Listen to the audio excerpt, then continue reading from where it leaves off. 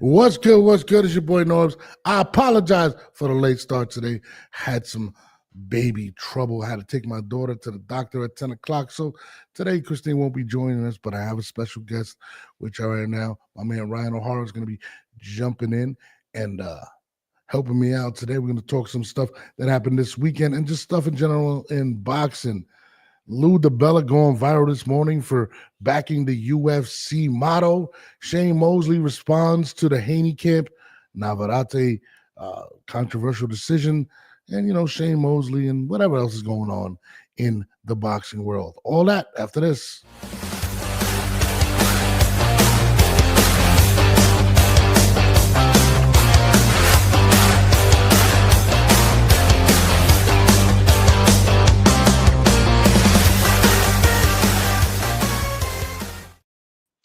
What's good, my brother? What's good?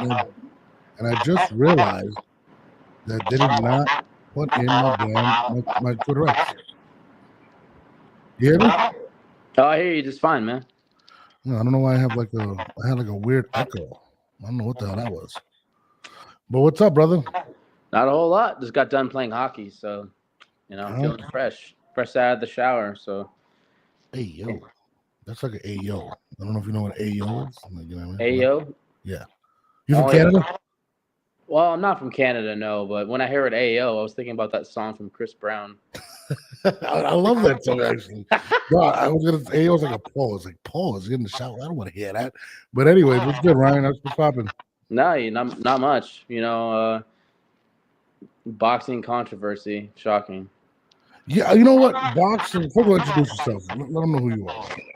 I'm Ryan O'Hara. I'm a reporter. You guys might know me. I tend to talk a lot. So, but no, I didn't write a story about the whole Navarrete thing. I used up all of my animosity on the Tank Davis and Lamont Roach instant replay. Oh my God, that was bad. I mean, what did you actually think about the controversy with that? With the Roach and Tank thing. Well, let's start off with the Navarrete this weekend. Yeah, that was a tough call at first, just because a lot of things happened at the same time. So, you got hit with the left hand, and then it looks like they kind of brushed heads a little bit, but I don't think it was enough to cause a cut. Yeah. And then they viewed the instant replay and still made the wrong call. Yeah, I mean, the instant replay thing to me, which it has in common with the Lamont Roach situation, is it favors who they need to favor in a sense. Like, why even have it in there if you're not going to make the right decision? I mean, there's no point. I remember when they announced that they were going to have instant replay, and everyone was going, "Yay! This is groundbreaking." It's not groundbreaking. They can look at the replay and then, still make the wrong call. I remember when Antonio Margarito fought the late Carson Jones. I'm trying to think of what happened. Margarito got cut earlier in the fight from a punch, and he was still winning the fight. And then in the last round that they fought in, Carson Jones started beating him up. What happened? And then they ended up stopping the fight, which should have been a TKO win for Jones. But then they decided to pretend that didn't happen. So they pretended that the stoppage was due to the cut and not from all the punches that Margarito was sustaining. So they went to the cards, and Margarito ended up winning on the cards, even though Jones knocked him out. So that's just how boxing works. It's a dirty game. And think about it, when you just said that the fans were going crazy, like this is monumental. Instant replay's been around since like 90 something, in other sports. Like, why did it take so long to even get into boxing? When did they actually instill it in boxing? I honestly don't know when they instilled it, to be honest with you.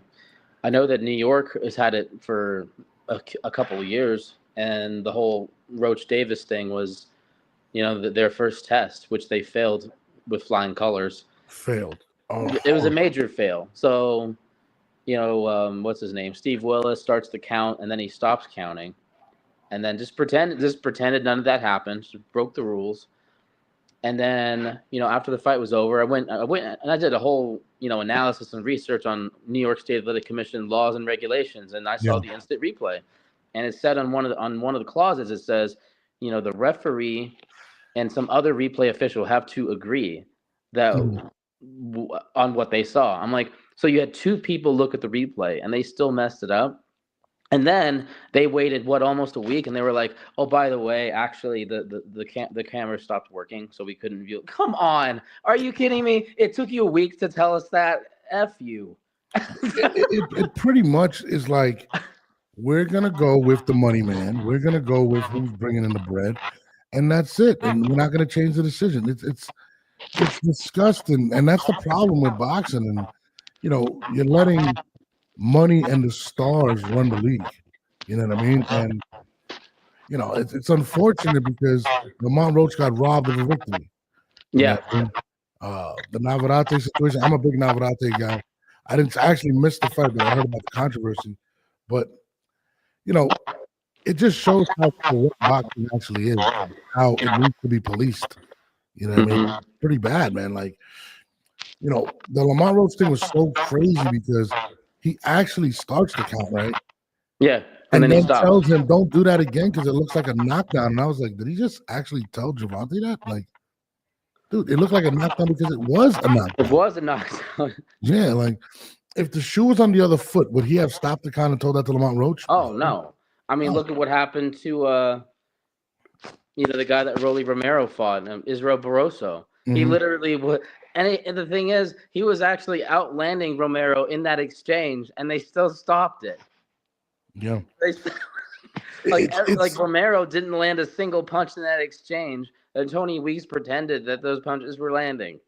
No, and that's the thing too. When promoters are backing fighters like the Shariz, Hamza Shariz, when Turkey Galaxy goes in and is telling him the scorecard or whatnot. Like, it's unfortunate, but it's you're favoring who you try to push. You know what I mean? Exactly. So, there's a lot of things with boxing that don't make sense. Giving guys a week and a half, 2 weeks to prepare for a fight. There's a lot of things got to get fixed in boxing, and that's why I respected what Lou was saying. I don't know if you've seen it yet. Yeah, I saw the interview. Yeah. Oh, thank you. I appreciate that. Like, but what he's saying makes a lot of sense because you can't let the stars run the league because then you're making decisions based on the stars. You're keeping them stars. And for the fans that didn't see it, let me just play it for them real quick.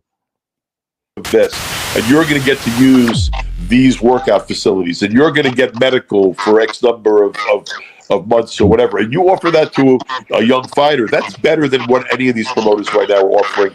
Absolutely. I mean, they might offer one guy that wins an Olympic medal, something, but there are loads of fighters that come out of the amateurs every year and are starving. There are loads of managers that are buying fights to get wins in Mexico and in Colombia and all other bizarre places against guys that are losing every other week just to build up people's records. That doesn't help the sport.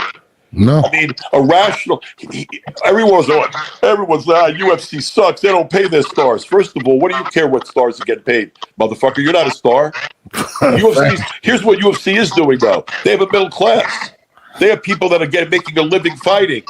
Like 95% of the people in boxing who are actively boxing can't make a living. It's true. It's handfuls of guys that are getting wealthy. UFC, part of the reason their economic model as a business works better is because they have a working class fighter. They have professional fighters being paid like professional athletes. Maybe they're not getting rich overnight, but they have a much healthier middle class than boxing has. Good point. Yeah. And that middle class is what is going to allow Dana and Nick to build something.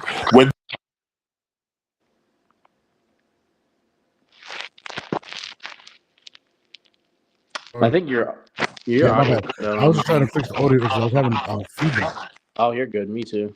You having feedback too? Yeah, I think people are actually saying that on YouTube. Yeah, I know. I'm peeping it now. I don't know why there's feedback right now. But I mean, I got the gist of it, and I agree with Lou 100%. Boxing doesn't have a middle class. Boxing's a niche sport, and the problem with niche sports is that the people that are in control of the operation tend to drive it into the ground. Another good example is NASCAR. NASCAR is run by guys now who know nothing about race cars. Ironically, they actually slowed the cars down a couple of years ago, and they thought the racing would be more competitive. It's actually made it worse. The cars are, are slow. It's not competitive. People are literally falling asleep at races, and Yeah. they're going around telling people at their, state of the sport address that the sport's strong. I'm like, no, these races are awful, and you're literally driving people away from the sport. And I feel like you can say the same about boxing. A lot of even media, you've had a lot of media guys that have stopped covering fights just because of how bad the sport has gotten. And can I blame them? Not really. No, but look at all the networks that have left. Yeah. ESPN, Showtime, HBO. It's pretty shitty right now. And PBC has destroyed what? The Fox, I think FS1, Spike. They were on a multitude of networks, and now they only have Amazon right now. And I think Amazon was backing out, wasn't they? I think they're still doing fights right now. I mean, I don't know what their long-term plans are, but I don't think they're going to stick around for much longer. No, I mean, especially with like Netflix. I think Netflix is gonna really take over. Maybe. I mean, it just depends on what they invest in. I'm sure, the whole Jake Paul and Julio Cesar Chavez Jr. thing will probably be a hit, but Oh, I hate that thing. I'm not gonna lie. Like I can't stand this fight. I'm not gonna lie to you. yeah, I mean, Chavez hasn't been a good fighter in 10 years. 10 years. Did you see his last fight? It was fucking terrible. Yeah. But I mean, wasn't he that was his first fight after getting released from a mental hospital, right? Oh shit, I didn't know that. Yeah. That's when I think he didn't get arrested, but he was in a mental facility and was saying how, he was abused by his dad and everything, and just was saying all these crazy things. I don't know if it's true or not, but that's what came out of his mouth. Man, that's sad. I didn't know. I mean, regardless of that, I mean, his last fight was absolute. It was shitty. Like I watched it and he just looked lost. He looked out of shape. He looked completely. And remember that was supposed to be like the showcase fight for him and Jake Paul. Yeah, I mean, it was a showcase fight, all right. That's when Jake was like, "Ooh, this will be easy." Oh my god, easy. I don't know. I mean, it's not even entertaining. I mean, he's washed. Like Chavez is super washed. You know what I mean? And he's been washed ever since the Fonfara fight, if you ask me. Yeah, I mean, I never was a big fan of Chavez, but that's what we're getting. It's locked in, and they're pushing it, and they're paying people to say that they believe it's gonna be a good fight. And I've seen a lot of people come out and say, "Hey, this is gonna be a good one." And I'm like, what?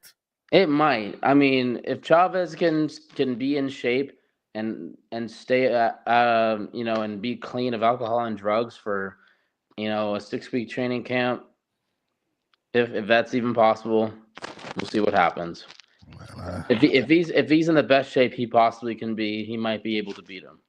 But if he's the same Chavez that we saw the last time, it's not going to look good. No, I mean, he's probably going to get knocked out if that's the case. And then Jake will be like, "Look, Canelo, I did something you couldn't do." You couldn't do. Yeah. And they're already pitching that angle. You seen Oscar De La Hoya saying it, and everybody's saying, I'm just like, come on, man. Like, let's be real in this situation. And here's the thing. If boxing, didn't fall down this, stream of BS, there wouldn't have been any room for these influencer fights or these resting diarrhea looking faces that some of these influencers make to try to sell the fight. They look like they just took a crap in the woods. Yeah. It's like WWE mixed with whatever. Like yeah. I like Jake, to be honest with you. Oh yeah, I like Jake too. I like what he's done for like female boxing, and he's kind of invigorated a lot of stuff. But as a fighter, I didn't really care to see Tyson. I don't care to see Chavez. I don't actually care to see him box, to be honest with you. Yeah. I like everything he's doing, the promotional side of it. To be frank with you, Yeah, I'm with you on that too. you know what I mean? Like, he's pushing the female movement. He just signed 2 new girls today, if I'm not mistaken. Yeah, and then he just had Baumgartner too. My best friend. Oh, I didn't even know you and Baumgartner don't get along with that. What? She didn't get along with anybody. What's That going was on? a joke, man. What happened with Baumgartner? I reported on the positive test. Oh, the steroid testing. Yeah. Yeah, she wasn't too happy about that. I mean, But hey, I'm now the GOAT of media. I have now been unblocked by both Clarissa Shields and Dan Raphael. I have done the impossible. So why it did can Clarissa block happen. you? Huh? Oh, Clarissa. It was after when her brother sucker punched that trainer. Dude, you catch everything. I didn't even know that happened. You sucker punch a trainer? Why? Oh, you didn't hear about that? No, dude, I had no clue. It's the first I mean, time. this was years and years and years ago, but it was during the weigh-in. She was facing some girl. I forget her name. I mean, it literally doesn't matter anymore. But her trainer said something inappropriate about Clarissa's sister, and I guess the brother heard it. And someone told brother, "Hey, go do the nasty." And well, he sucker punched the guy in the back of the head, and he ended up in the hospital. So that was the whole thing. He ended up going to jail for it, and I reported that it was her brother, and then I woke up the next day with a bunch of texts from Clarissa, and she's like, "You better answer me." I mean, literally, like I did an overnight shift, so I woke up like at 12, and then by the time I tried to answer her, I was already blocked. I was like, "Well, that's it." So she was hitting you up to say what though? Oh, she was just mad that I reported on it. I mean, And then that I wouldn't respond to her, but I was asleep, so that was my excuse. I wasn't ignoring her. Damn, you've been around for a while, dude. I never even heard of that one. Oh yeah, that was 2019, 2020. That was a while ago. He's lucky he didn't get sued. Yeah, probably. Yeah, the feedback went away. I don't know where you were sitting. I think it was coming from your angle. You talking through your phone, right? Yeah, I was sitting on my couch. Oh, But man. I figured I'd make some coffee too. And still, you look like shit. Dude. You need to shave. You look tired. Well, hey, I grew this beard because I'm needed for a commercial that requires to have that's for a beard. So I'm looking the part right now. So you're supposed to be like the handsome, like rugged type? I guess I'm not really sure. Oh, so you also model as well. That's nice. Yeah, I do that too. So I'm pretty much doing everything now. Fucking jealous of you, dude. I'm trying to find some time to cover fights, but I'm really glad I didn't go to that Rolly and Ryan card. Oh my god, that card sucked. I'm happy for Rolly though. I'm happy for Rolly. I'm happy for Rolly. I'm just, those fights stunk. I mean, the T.O. fight was probably the most enjoyable. Yeah. Speaking of T.O., what the fuck is going on with this guy, man? Like, I honestly don't even know what he's. I mean, like, I couldn't hear liquor, and I couldn't hear the N-word either. Like the audio is just. Oh no, I heard the N-word. I'm not gonna lie to you. Definitely didn't hear liquor. But this is my thing with T.O., right? Yeah. And I really like Teofimo a lot. Like, I'm a fan of T.O. Like, I'm a serious fan of T.O. Yeah. But he continues to say shit and not be accountable for it. Like, it's always somebody's else's fault. Like, this is what he responded to after the thing. And he says, Coach of Vultures, I call it like it is. The truth is I'm the only one who can rain on people's parades. Don't dab me if you think I'm racist, then or ask interviews. A whole bunch of victimized people who can't stand for something but fall for everything. And in my head, I'm like, what exactly? Who's falling for what? Dude? Like, these are your comments. Like, yeah. I mean, this is not the first, the second, the third, the fourth. Like, this is like the 10th time that you've offended a lot of people, and not one time you've taken accountability. And I think that's my issue with the situation. Mm-hmm. And I feel like the people around him got to do a better job of protecting him, and two, taking his goddamn phone away. You know what I mean? Same with his dad. His dad kind of fell back, but as soon as he gets back on camera, bang, this is what happens. It's just out of this world. Do you think they're gonna suspend him? They're talking about I want to say the WBO is talking about taking his belt, possibly suspending him. What do you think about that? I guess. I mean, Ryan Garcia got banned, so for that same thing. So I guess it depends on his argument. If he's able to convince whoever the head of the WBO is, their lawyer, is it Gilberto? I don't even know. He follows me on Twitter, but I forgot his name off the top of my head. Yeah, I just can't. I mean, my thing is like, bro, honestly, you need to just take accountability, man, and just move forward. And I think that's the biggest issue with Teofimo. And why does he keep like tiptoeing that line is what got me like, why? The thing is with me is that the reason why I question whether he actually said what people think he did Yeah. is because the WBC immediately was just like, blah, like you're suspended, right? Yeah. Undisputed removed him from the video game. Well, plus he made a tweet, right? You talking about the Teofimo? tweet was obvious. You can't really unerase tweets. So that was out there for everyone to see. And then Tio's was audio. So if he's able to convince the WBO's attorney, again, forgot his name off the top of my head, I'm just kind of tired, but he might be able to keep his belt or maybe get off with a fine for being a nuisance. I don't know. We'll see. We're gonna see, man. I don't know, man. He's definitely living up to Mr. Stupid name right now. I just don't get it. I feel like he needs to focus on trying to get these big fights, and and it's crazy because he just kind of broke out of the whole, what everybody was saying about him and that he wasn't the A side, and he goes out and outperforms both his peers, and then takes 10 steps backwards, and that's kind of what Teal's career has been. He takes a giant step forward and then a step backwards. He beats Lomachenko and then loses to Kambosos. It's just something always with Teofimo, and I don't know. I mean, is the Boots fight at risk right now? I don't know. Yeah, Boots never said he would fight him. So and the Kambosos fight, that was his fault for messing around with that 300-pound heavyweight guy before the fight. Do you remember that? Yeah, when he took the punch. That's what it was. Body shots. That's what hurt him. Really? Yeah. How so? How so? I mean, his diaphragm. I mean, when you're like on 100, how much? 135-pound guy, and you take a punch, and you take. Yeah. I mean, that wasn't a soft punch that he took. No, he took a hard ass punch. Yeah, and that was like a guy like 6 times his size.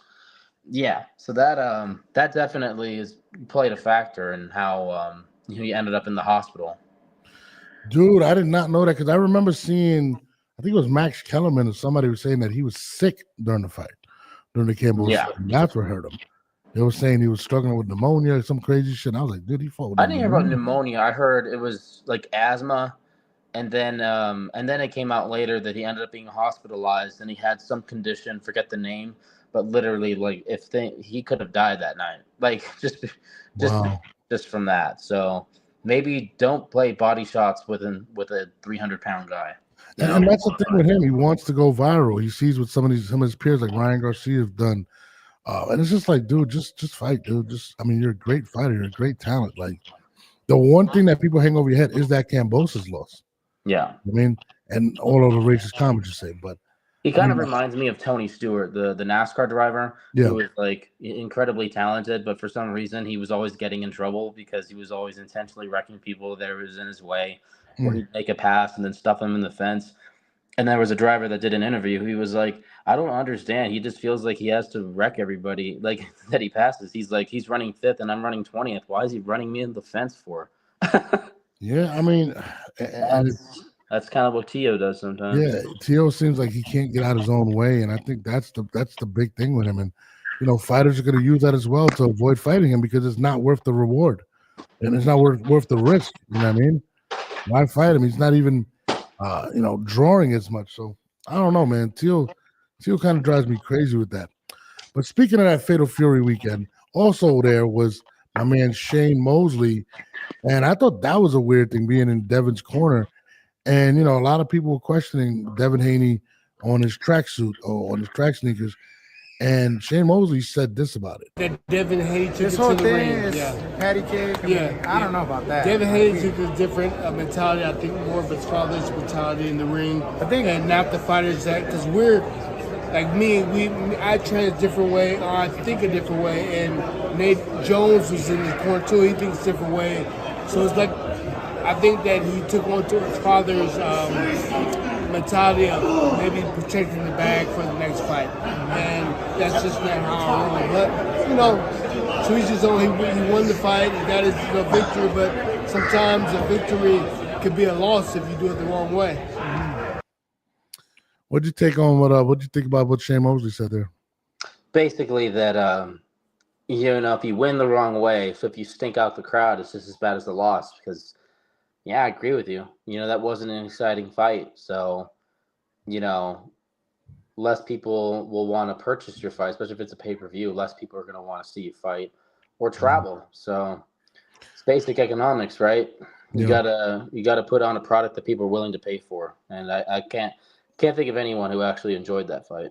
You know, to me, it was more the fact that he's never fought in that manner. It's not like he's a guy that really gets on the bike. He kind of, you know, controls you with the jab, with distance, with his size, and wins fights that way. And to me, it came off as if he was scared to get hit. He was paranoid, and he was moving so much that he came out of his shoes. Like, it was just like, dude, what the fuck's going on? Like, and all of the, you know, posturing of having Shane Mosley there and all these other people, it was, to me, more of a, look, we're fixing him type of thing. It was more of a building up his public image from that fight as opposed to actually fixing Devin. And I think that was the wrong approach to take in that fight. And I think it showed when we watched it, to be honest with you. And to be honest, I don't want to see the rematch, but I heard it's in stone right now. I heard it's already locked in for October. I don't know if Turkey Al-Asik's very happy about that. I'm not even gonna go to the fight. I just don't care. Dude, it's fucking terrible, dog. Yeah. I mean, apparently, you know, there should have been something in there. If you don't perform or if you lose, the fight's not happening, but apparently it's already locked in. I mean, that's the importance of having clauses, you know, in the contract. Like if you sign an athlete to like a $49 million deal and he fails a drug test and he starts acting out, you can release that player, you know, without you know, having any penalty. It's just a bad look. So Devin had a boring fight. Garcia looked awful and lost in his first first fight after failing 3 drug tests. Yeah. So that might tell you something. Yeah.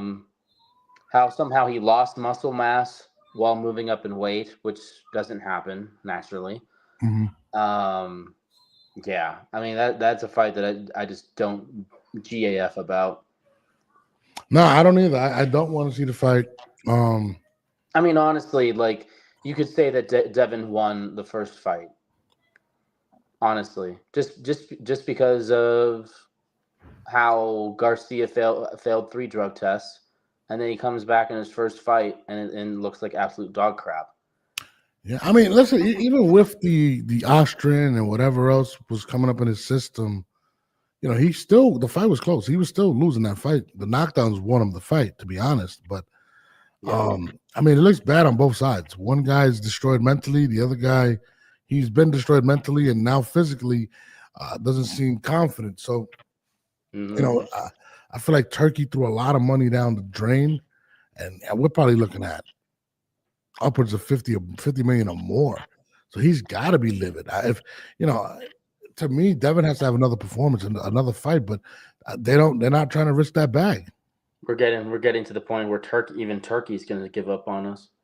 Yeah, I mean, he pretty much moved on. I mean, to me, when he signed with Dana White, I thought that was a telling sign at that point that he was tired of dealing with the promoters and all the money that they've been asking for, and I feel like that was more to stabilize and create something where he could make profit and not spend as much. I mean, they were overpaying promoters, they were overpaying fighters, and that's what they wanted to. They just wanted to continue to milk that situation. I think that's why Dana White was brought into the situation.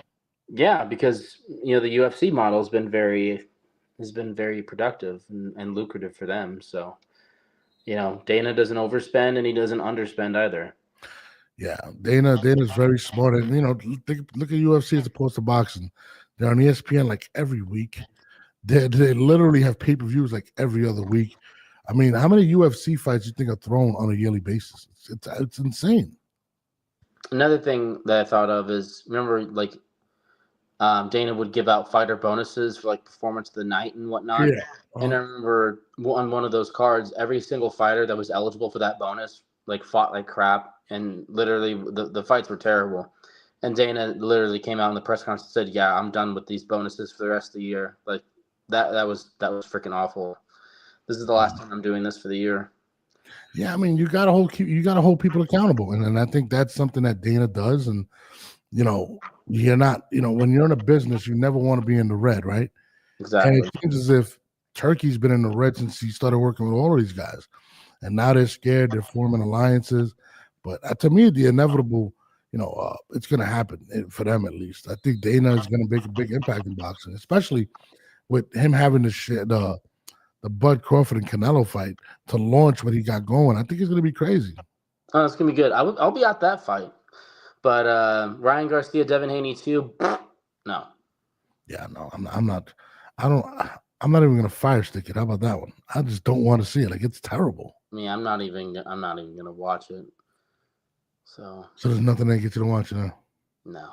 I mean, I've over the last year, me and boxing have had kind of just a weird relationship anyway. I've just been so like over the sport.